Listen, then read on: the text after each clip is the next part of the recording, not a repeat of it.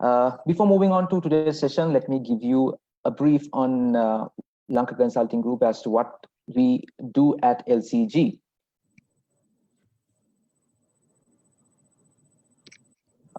Lanka Consulting Group is an online platform which was developed to address the consultancy needs of different sectors of the Sri Lankan economy.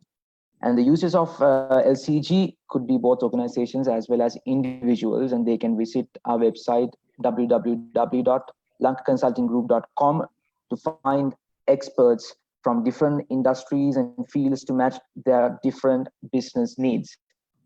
LCG works with the intention to address the business challenges particularly faced by the small and medium enterprises of Sri Lanka. And some of the fields of expertise provided at LCG would be business and finance, marketing and sales, HR, manufacturing and process industries, tax, technology, and startup mentoring. So looking at the simple process that we have at LCG, you could be a business owner or an entrepreneur who's having a business problem, and you could visit our website, as I said, www.lankaconsultinggroup.com, and you can search for an expert to match your business requirement and book a session with that consultant. And finally, you could attend to that online consultation session to discuss your problem and find a solution. With that, let's move on to today's session. Let me introduce our resource person today, Mr. Zawfir Zahid. Mr. Zawfir Zahid is a seasoned senior finance professional with nearly 30 years of experience, having worked for several multinational organizations across different international regions. He was based in the Middle East for 15 years, having worked for local and multinational groups in senior capacity. With extensive experience in finance and strategy, he had embarked on pursuing his passion in business turnaround consulting, serving the small and medium enterprise sector, specializing in restructure, advisory services to start up entities, and in transition and crisis, and a plethora of business-related consultations. His proven track record in completing the assignments and delivering results by driving teams through a process-driven system and procedures. Mrs. Zawfir holds a bachelor's degree in business administration from University of Colombo and is a fellow member of the CIMA and ACCA. He has delivered a research paper on contribution of financial models towards project appraisal as part of the bachelor's degree fulfillment, and recently published several articles on SME business in Sri Lanka also. He has been involved in presentations both in Sri Lanka and Middle East, including a few startup mentoring programs as well. So ladies and gentlemen, with that brief introduction, let's warmly welcome Mr. Zawfir Zahid. Over to you, sir. Thank you, Anjana, for that introduction. I hope all of you are doing well. Anjana, if you can do me a small favor, if you can exit from your screen, then I can share my screen from my end.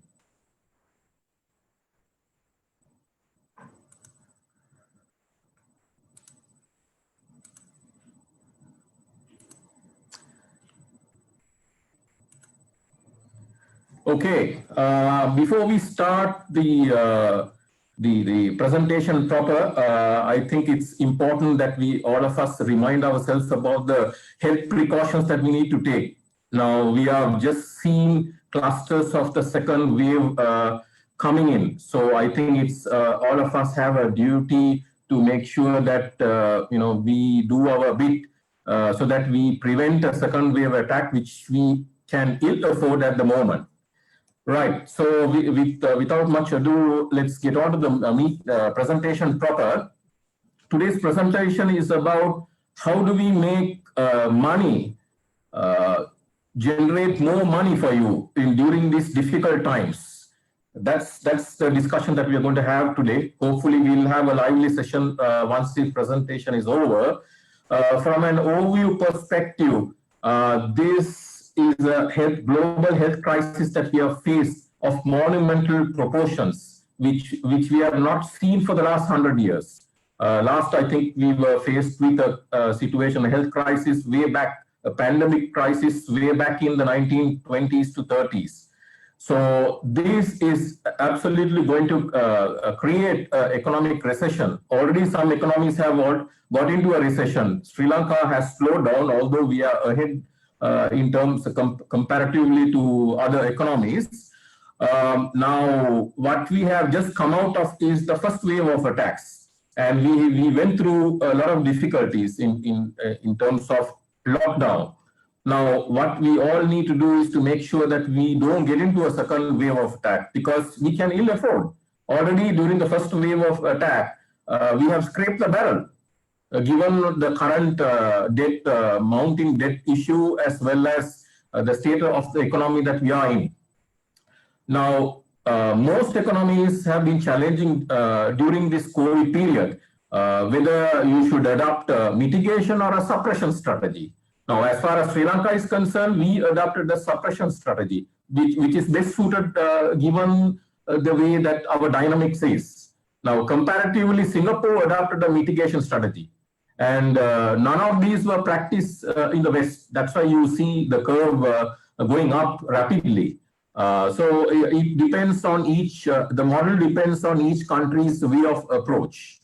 Past 3 decades, as we all know, we have seen some sort of economic disasters, starting from the 90s, late 90s, 1998, the Asian financial crisis came into play. Of course, they battered the Asian economies. Then, of course, it didn't really affect much over the West economies. But then the biggest one that came and battered all of us is the 2008 financial crisis, which were triggered by the subprime mortgage crisis in the US. So that had a knock-on effect on most financial systems across the globe. Now here we are on another crisis of sort through this global pandemic, which is going to slow down the economy.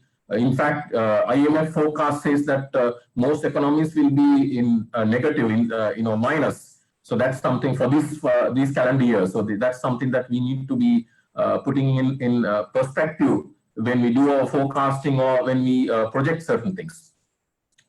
Last era, ever since the 2008 crisis, created what is known as a period of globalization. And through that period of globalization saw new startups, springing up and doing very well, like the Facebook, Airbnb, and then the Uber, to name a few. Of course, now with this current situation, it can, with most economies looking inward, can create a situation of deglobalization. You can already see, you would have already heard of Singapore trying to avoid, given the COVID situation, they are trying to avoid wherever possible, which will minimize the COVID spread. So you will see a period of deglobalization taking place within the next few years. And of course, it can always come back to re-globalization when you have the conditions right. So these are a few things that we need to be mindful of. What are those challenges that we are faced with currently? So I would like to look at it from macro and micro, or the market conditions. From a macro point of view, we all know that the debt burden is, it has got into a situation where it's unsustainable. It used to be about a couple of years back about 78% of GDP. Now I understand it has crossed above 90% of GDP. So which is significant, given the fact that the exports are low and income is less, government income, and of course, although imports are temporarily suspended, overall the repayment is becoming a huge challenge, even to refinance, given that the country's rating has been downgraded. So investors, look at Sri Lanka is relatively less. So obviously, the financing costs can go up higher because of the risk element that is prevailing. Then the budget deficit, which was hovering around 5 to 6% of GDP, is expected to go to 10 to 12%. Of course, it's a combination of factors. You can say COVID issue is one. Then also, imprudent release of relief measures given post presidential elections. Those have all added up. I mean, it's unfortunate that we have got into a phase where we are in 10 to 12% of GDP space. which is extremely high. Fiscal stimulus package that were given during this COVID period is something that you can be happy, but not entirely happy comparative to the other economies, because we can ill afford. We have scraped the barrel during the first wave of attack. Unlike other countries, they can give dole-outs for 2-3 months to stay at home and then enjoy the benefits of that. But we are not in that position. Like US, China, they have given enough of stimulus. But comparatively, Sri Lanka can ill afford. So that's why it's important that we prevent the spread of second wave of attack. Then from a stability perspective, financial system stability perspective, right now, the state and the private banks are not under threat. But of course, if the NPL starts increasing, then you will see a tremor happening across the financial system. Because you see, the NPLs are created now when you have opened the door for people who are already on the crib. Then those people who will take loans and unable to settle them will create a lot of issues. Because ultimately, private banks are not going to sponsor them because of the fact that it's from out of their depositors' money. So that's something that we need to be mindful, because end of the day, you can ill afford NPL levels to cross beyond the threshold. Then, of course, the money printing, which is known as the helicopter drop, over the past 3 to 4 months, as we have heard, a little over $1 billion of money has been printed in simple terms. So if you don't see a corresponding productivity increase, then you will obviously see inflation rising up. And then, of course, it will have a knock-on effect on the exchange rates. And if we don't control the situation, the exchange rate can go up to even 225 within the next 6 months. So that's the danger that is in front of us. Then, from a market conditions point of view, the traditional businesses, the brick and mortar businesses will suffer. Will have to change their business model. They can't operate the way that they used to operate in the past. Particularly the traders. The trading, those who are in the trading business will suffer big time. So they will have to change the way of thinking. Now, e-commerce, a lot of investors are getting into the e-commerce space to try and lure these, lure the buyers as well as the manufacturers to get on that and sell. So you will see a lesser number of showroom business going out of business, unless, of course, it's technically superior, where you need a showroom to explain from a technical perspective. If not straightforward items, you can see Dara's business growing big time, and even Kapruka and few others also doing very well during this difficult time. Then the gig economy is bound to suffer in the short run. But given the fact that most companies are looking at shaving off staff and having a minimum number of staff on their payroll, there is bound to the gig economy is expected to grow, because the number of gig workers will increase with the laying off of staff. Now, it's an opportunity for those who would like to explore their inner strength, inner capability, and come up with something new. Interesting fact to notice is that we have 52% women among the population. And out of that, around 5 to 6 million of women are staying at home doing nothing, unfortunately. I mean, that's an area which the government and all those who are interested in exploring that opportunity should look at seriously. Because 5 to 6 million, out of that 5 to 6 million, significant amount, a significant percentage of women are capable. They are qualified. They are trained in different, but unfortunately, because of the home front challenges, they are unable to contribute much to the economy. But now is an opportunity that is given to them to contribute in some way or the other. By being at home, they can manage their workload while also earning something out of it. Now you have the online platform, so much opportunities are opening up as a result of this. In fact, come to think of it, it's a blessing in disguise that COVID happened, because it's forcing us to get onto the online platform. Even e-payments, e-banking, e-sport, e-health, you name it. Now, even this meeting we are doing is on online. So that says that that is the new world order that is going to focus on. So on the digital space, there are opportunistic industries that are available, which we'll discuss later during our presentation. Then, of course, a lot of economists and experts, industry experts are debating on the fact what kind of economic recovery that we will be faced with, whether it's going to be a V shape or a U shape or a Nike swoosh.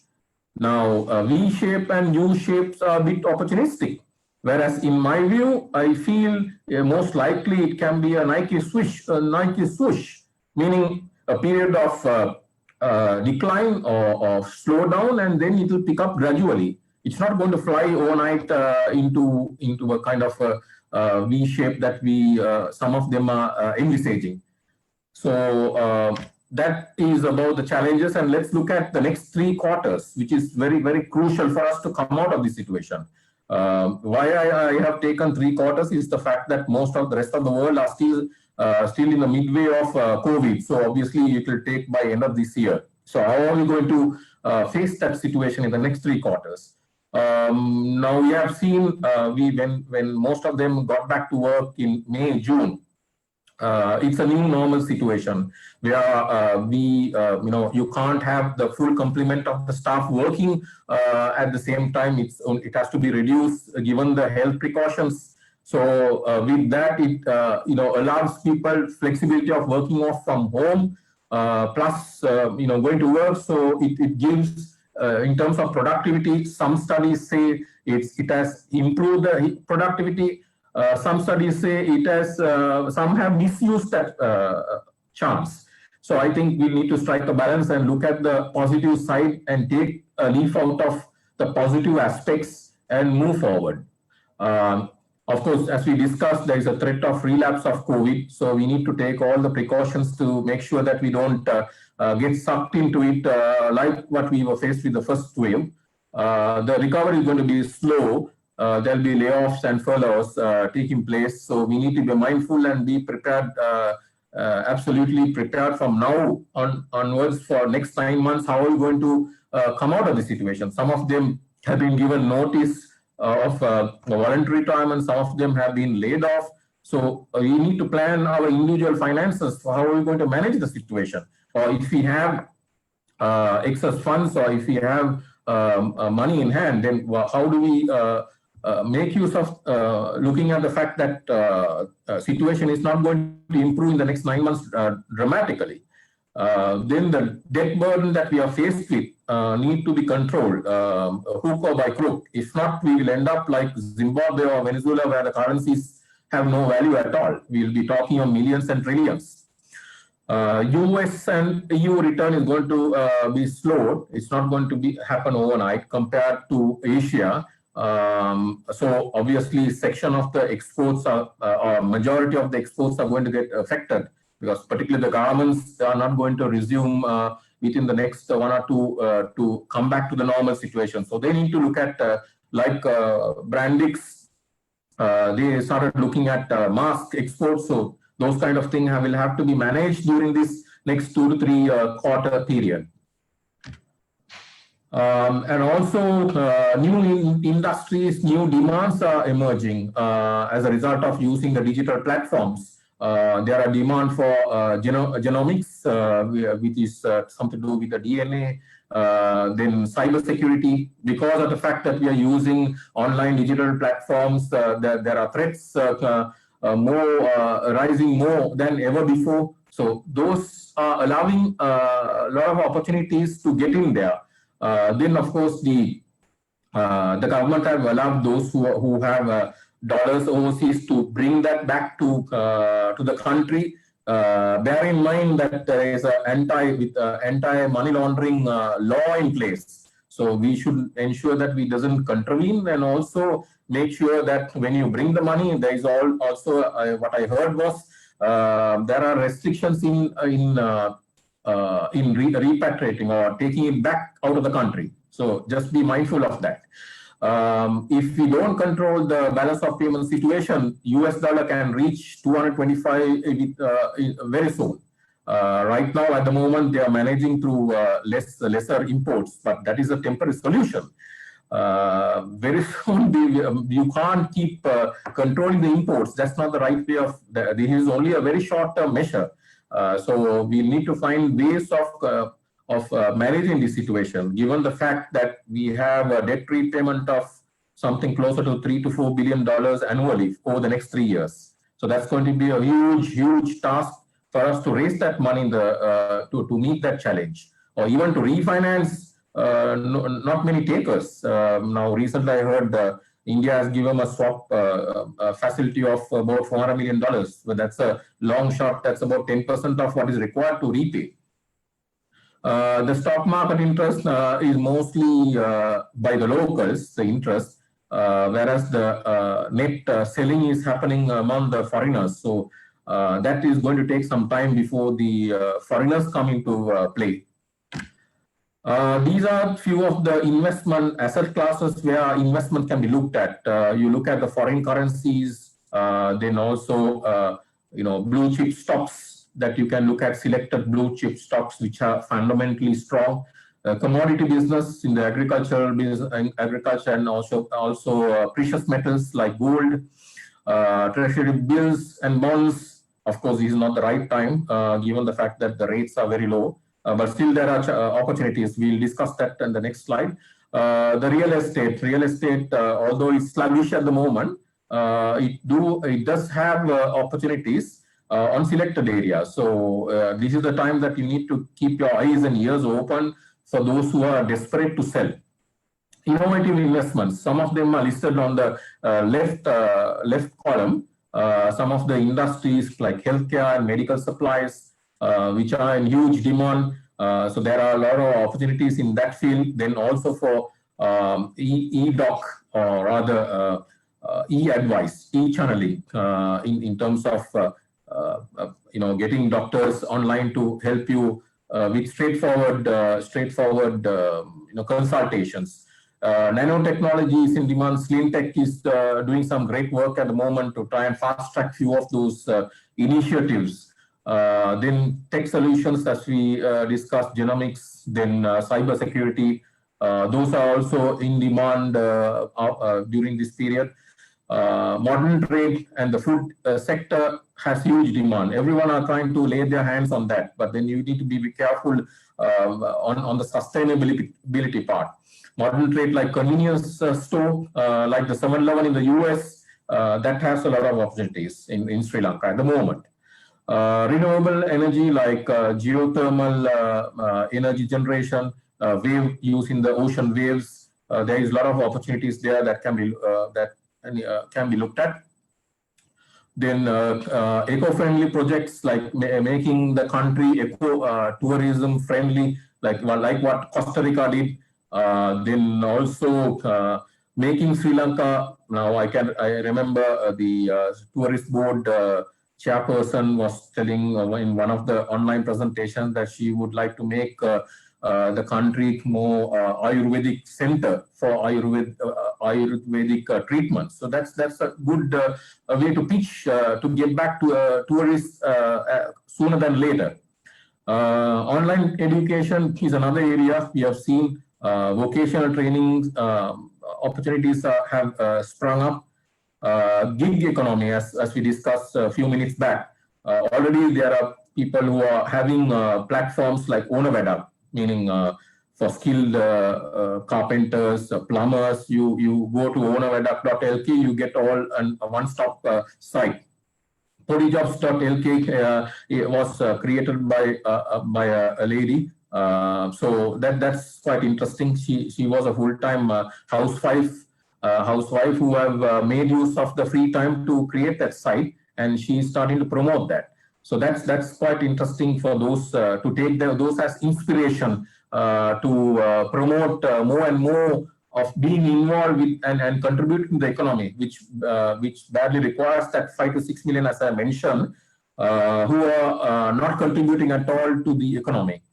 Agriculture, has a lot of potential, as we all know, during this crisis, and also agriculture is an area which security, we need to have security for agriculture. So vegetation and has a lot of demand. So look at cultivation and directly promoting it with a platform, through the platform to the end user. So there are a lot of opportunities there.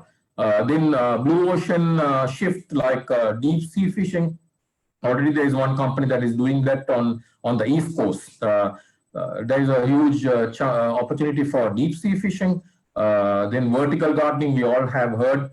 Hydroponics, which work without soil, plus aquaponics. So those are some of the opportunities that can be tapped into during this period. There is no point going back and doing the same old thing. Think out of the box, because the newer generation is the one that is more keen not to run down the other generations. But what I'm trying to say is that these are the areas where you can look at investing and helping, because now now we are looking at more eco-friendly projects. So I think seriously we need to look at and also add value for the country, rather than look at traditional products to export.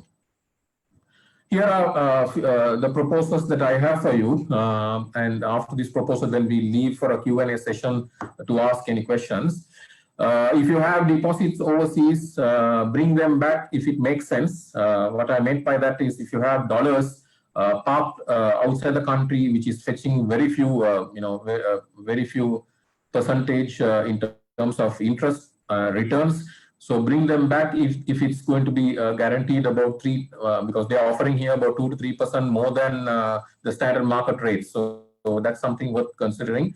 But of course, don't bring the entire deposit here. At least I would suggest around 20-25%, because you need to spread your risk and not take a chance. You never know, because policies can change. So bearing in mind of that, you need to keep an allowance of about 20-25% to bring in. Foreign currencies is another area where you can keep your funds in. As far as I know, Swiss francs and yen are steady currencies. They have been steady over a period of 1 to 2 decades. On average, they have been rising up by 5% per annum. So that's something that you can explore. Even dollars in the short run is fine, but then dollar can be volatile at times. So it's if you want a safe bet, Swiss francs, yen, and currencies that you can look at. Money market and unit trust, another way of parking your funds where you can earn a decent living. But of course, you deal with established and authorized dealers, like what is mentioned on the slide. I saw one of the on social media recent ad from, I think it's First Capital, promoting money market funds, and they're offering 12%. So you need to do a little bit of homework and research to see what it means by that 12%. Is it net or is it gross? So what comes to your hand? If it is going to be net, then it's a very good deal. Given the fact the average now is hovering around 5-6%. So it's almost double. And the advantage that you have with money market fund is it's liquid. You can call for it anytime that you wish. Then precious metals like gold, which is considered a safe haven during troubled times, is something that you can look at. But right now, I don't advise you to look at gold, because it's at the peak. It's around $1,900 per ounce. I have given the site. You can go and take a look at it. Even rhodium and palladium, all these have gone up, because the gold is linked up with the US dollar and the oil. So obviously, everyone during this period, when the oil got battered, started putting investing in gold. So as a result, it has picked up dramatically. Last time the gold picked up was during the 2008-9 crisis. So you can see the inward relationship as far as the gold prices are concerned. So that's another area to invest in. Of course, you can trade if you then in that case, then you need to monitor the prices day in, day out, which is not what some of your, some of you all would like to do, unless, of course, you're dived into that area. Agri-based commodity investments, which we already discussed, is another area to look at, because right now, vegetation is in demand, because all these contribute to the staple foods basket. So those are areas that you can look at. Of course, it's not going to give you the return immediately, but there are some vegetations that gives you a cash flow within 3 to 6 months max. So those are something that can be looked at, like papaya and pineapple. Those are quick returns. So others will have to wait for a long time, like coconuts and few other cultivations. Treasury bonds and treasury bills rates are right now artificially low to take care of the current scenario. Of course, you're not expecting anything to improve until Q3, Q4. Not the right time to put in money, but best time to borrow if you have the muscle to do that. Of course, even in this current scenario, you still can make money, provided you get the right dealer. There are dealers who are very smart, who have been in treasury bond market trading for 1 or 2 decades. A close friend of mine who works at Capital One. He is there. So they kind of guarantee 3% above the current rate. Current 1-year treasury bill rate is around 4.85%. So if you're, and then of course they will advise you at which point to sell and buy. You still can make money if you get the right dealer to help you out on that. Blue chip stocks, another area. Some to look at is bank stocks, but now of course it has gone up over the last 1 to 1.5 months, with people clamoring to buy those stocks. You would have seen people opening new CDS accounts to invest in that. And of course, a few still blue chip company stocks are there. Banks are still something to watch. A few large MNCs you can look at. Right now, it's slightly up and down, but still it's worth. But still, I would suggest that you can, if you invest now, you can expect a return of around about up to about 40% within 2 years. So don't get carried away that you can sell within 1 or 2 months and get this return. So that's something that you need to be mindful. Then property investment is another area. So if you have the big bucks, there are a few high demand locations like Colombo 5, Colombo 6. If you have the bucks, it might be worthwhile, because there are also, I understand, through brokers, desperate sellers. So if you can be fortunate, then you can get at a bargain and then hold on to for 1 or 2 years, and you can, not 1 year, maybe 2 years minimum, and then probably you can either develop that property or spin it off. So that's an opportunity there. Then the blue ocean shift. What I meant by blue ocean shift is think out of the box and look at something innovative. In genomics is an area that very few queries. It's highly technical, highly complex, and then there are opportunities because not many people enter that field.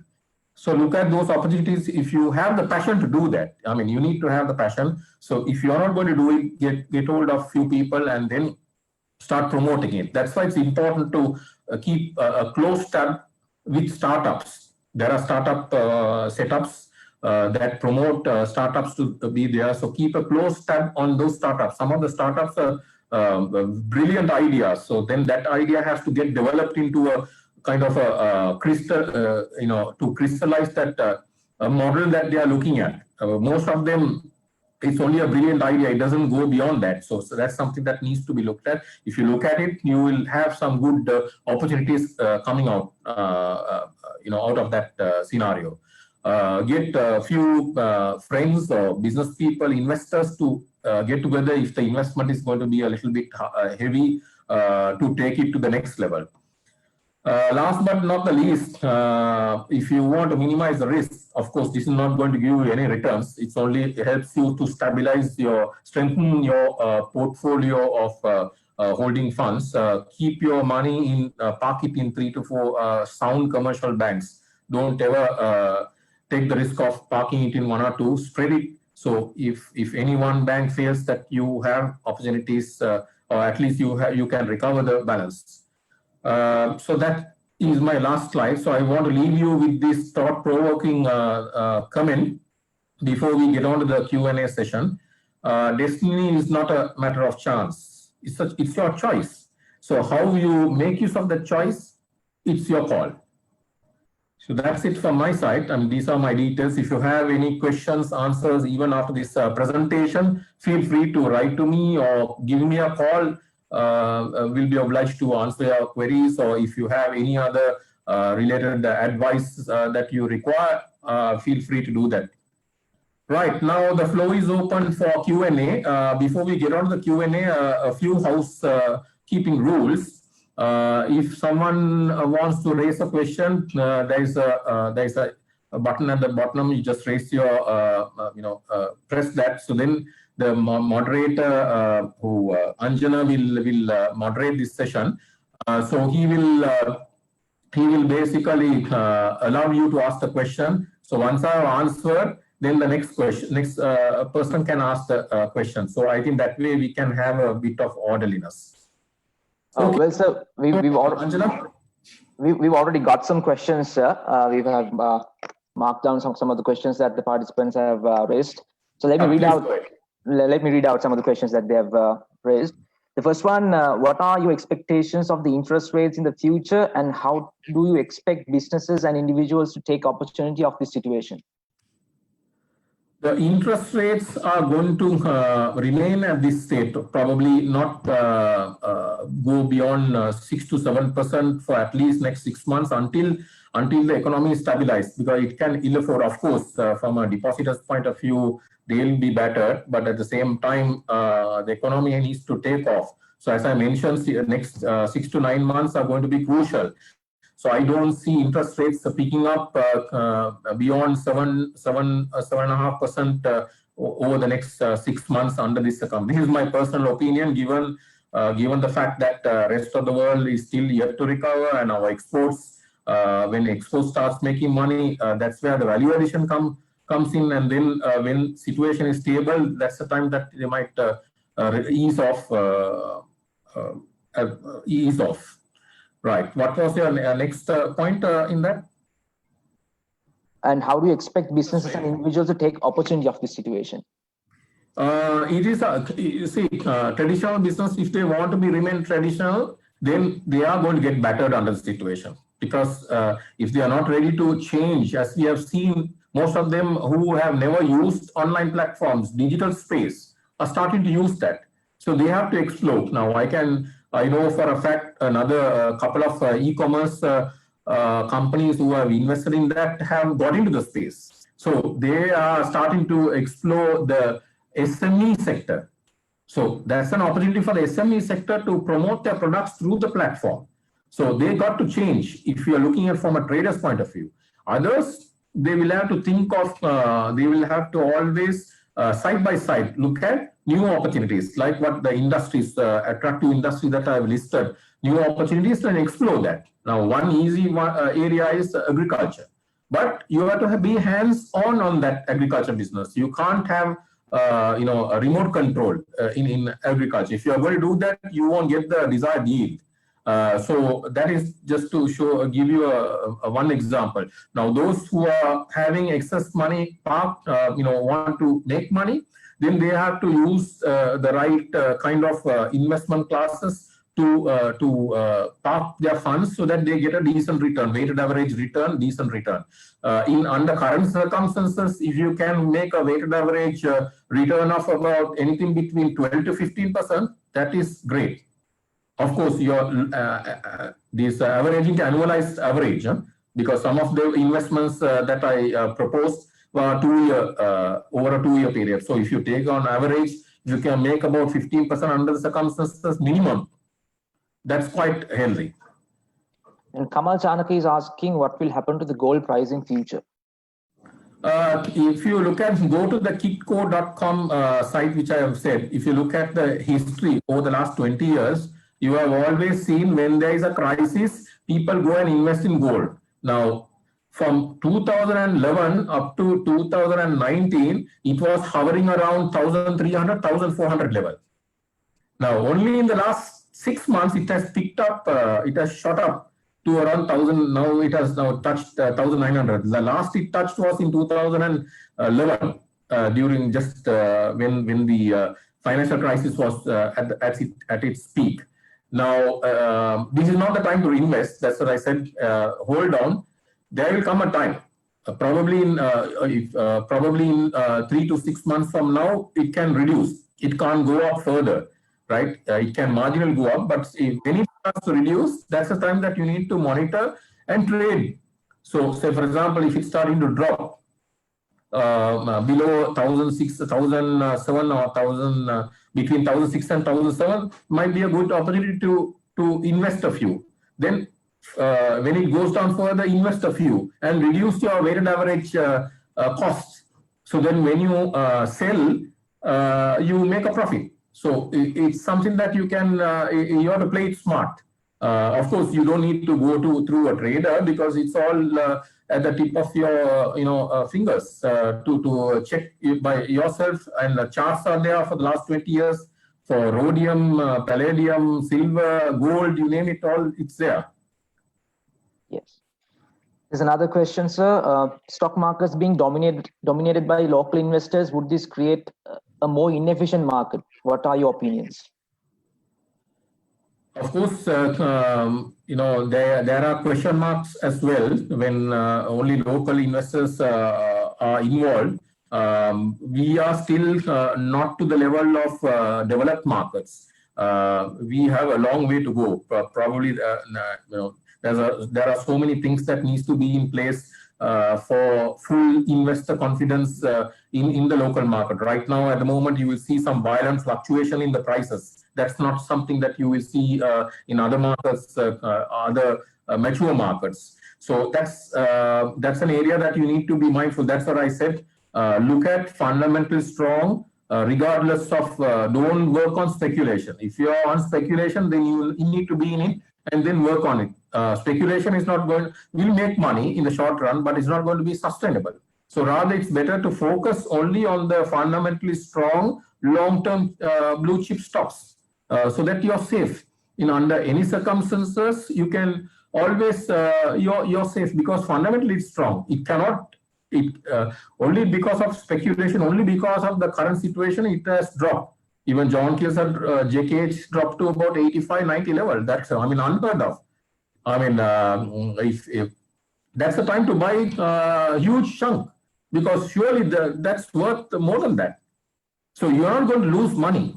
These are all, that's what I said, you need to focus, do your research, do your own research, get some advice, and then pump in your money in those stocks. And then don't look at whether if you bought it at 115 and if it drops to 110, 105, don't panic, because you're looking at a 2-year term. Invariably should get, so you have about 40% return, and then you spin it off after 2 years, because these stocks are at very low levels. And if you look at the charts, you will see when it has peaked. So wait for even getting close to the peak level and then dispose it. Okay, then let's take one last question for this evening. Debt burden for Sri Lanka is at the highest. Hello. I think I can hear your voice. Your connection was not stable. Sorry, if you can repeat that question again, please. Okay, let's take the last question for this evening. The debt burden for Sri Lanka is at one of the highest levels, and this is affecting the banking and financing industry. With the NPLs, should more fiscal measures to be implemented, and how effective have fiscal stimulus packages have been historically? You see, we have to reverse the measures that we gave post presidential election that pulled us down further. We could have given those as a fiscal stimulus package, part of the fiscal stimulus package easily, if we had not taken that imprudent decision of releasing $3 to $4 billion,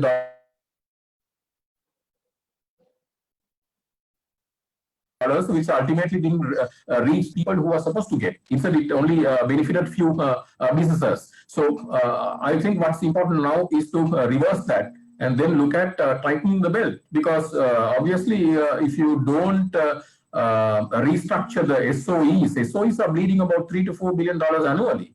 I mean, everyone knows the inefficiency level, it's unprecedented. So that needs to be restructured. We have been talking about it at every forums over the last 2-3 years. Something or the other comes in the way and stops it. So those are a few areas that you need to look at, and then get more, get more industries, new thinking industries. Like even, for example, I can remember in the 80s, before the 83 ethnic issue that cropped up, some of the Japanese companies were like some of the electronics giants were supposed to set up industries here. What happened? Unfortunately, they have to pull out because of the 83 issue. And then they went to China, Vietnam, and Cambodia, all those countries. Now, with Japan forcing most of their businesses to move out of China, that is another opportunity that the government has to look at. I mean, that's where far-sightedness is required. You have to have the right people sitting on the government desk to drive this forward. If you want the country to succeed, you need to have the right people giving the right advice to them. Only then you can sustain. Because you see, our value addition is very minimal. Even for exports, we have to import. And when we are going to import, because majority of the imports consist of capital goods and for export oriented related. So if you increase your value of exports or value addition of exports, that's going to give you. That's what Vietnam did. That's what Bangladesh did. So you see, there are many opportunities you can learn the lessons. Bangladesh were far behind us. They were in fact almost on par about 20 years back. 20 years after, they are 8 times above our export revenue. All right. So I think with that, we have come to the end of our webinar session today. Thank you very much, Mr. Zawfir, for taking time off your busy schedule to share your insights and experience and know-how to all of our viewers today. Dear viewers, if you wish to consult Mr. Zawfir for more information and with regard to your difficulties in your business, now you could visit our website www.lankaconsultinggroup.com to book a session with him. So before winding up, I would also like to thank all of our viewers for joining us today and for all that enthusiasm that you showed. So ladies and gentlemen, stay tuned with us because we'll be bringing you more sessions, more webinar sessions like this in future. Thank you very much. Thank you to LCG also for organizing this, and Anjana, to you and your colleague for giving me the opportunity. And I hope it was a useful session for most of those who are on board on this presentation. Thank you very much. Thank you, sir. Thank you. Goodbye. Bye.